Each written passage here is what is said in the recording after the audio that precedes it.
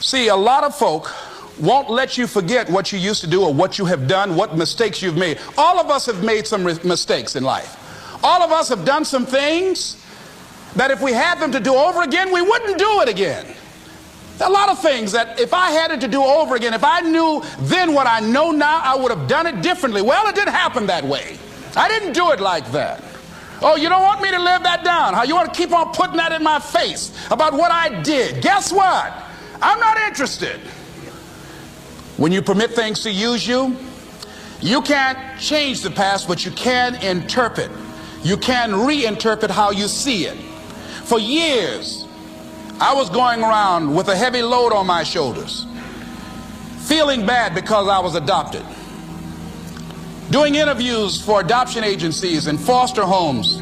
And I was on television once, and I told these people in this particular interview that I was giving away my twin brother and I when we were 6 weeks of age. A friend of mine, fortunately, was listening to the program.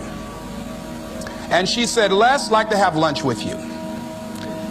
And so I went over to see her. She said, when a woman carries a baby for 9 months, feeling that life movement in her, it's automatic and natural for her to learn to love that baby, to expect it to come here when she bears the pain to bring it into the world. Your mother, Mamie Brown, when she came in to adopt you guys, she didn't go through that process. She looked at whoever your biological mother was and said, I'll take her. You weren't given away less. You were chosen with love. Same event, but reinterpreted.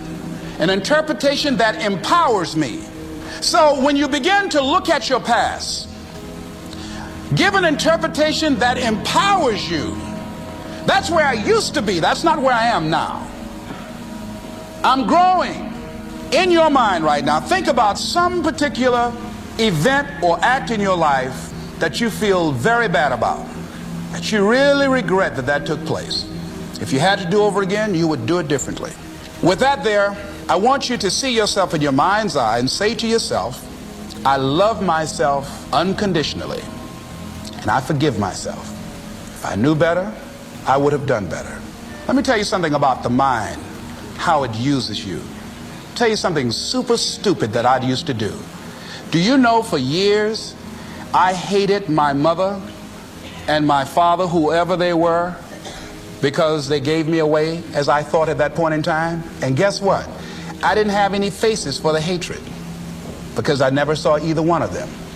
And I said, I hate them for that. And then once I forgave them and said, it's okay. Had they not given me away, I would have never been blessed to have the mother that I have.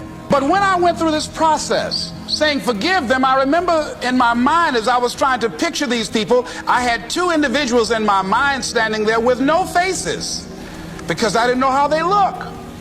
But I released that. I let that luggage go. Think about somebody that you've hurt, somebody that you've disappointed, either deliberately or inadvertently, or someone that has hurt you, that caused you some pain, caused you some disappointment, somebody that you don't like, deliberately or inadvertently. Think about them, somebody that you really, when you think about them, the room turns red, and say, I forgive you. I forgive you unconditionally. Whew, boy, that's a heavy load to let off. Reinterpreting our past, understanding and knowing that we can move from where we are, that we can begin to design the kind of life that empowers us, that gives us happiness, that enable us to be on top of who we are, knowing that as we begin to explore new horizons and new vistas in life, that as we begin to focus on developing ourselves, as we begin to elevate ourselves and not to follow the crowd, activating the thinker in us and disciplining and putting on hold the emotional part of ourselves. It's not easy, but through practice and practice and practice. Practice makes what? Absolutely not. Dismantle that belief system. Practice makes improvement. You can always better your best. You can always go beyond anything that you have ever done. You'll never hit a state of perfection. You're always bigger than what you do. And so all you're looking for are new breakthroughs through practice and practice and practice. You'll get better and better and better. And hand, there's still some things that will happen to you that will catch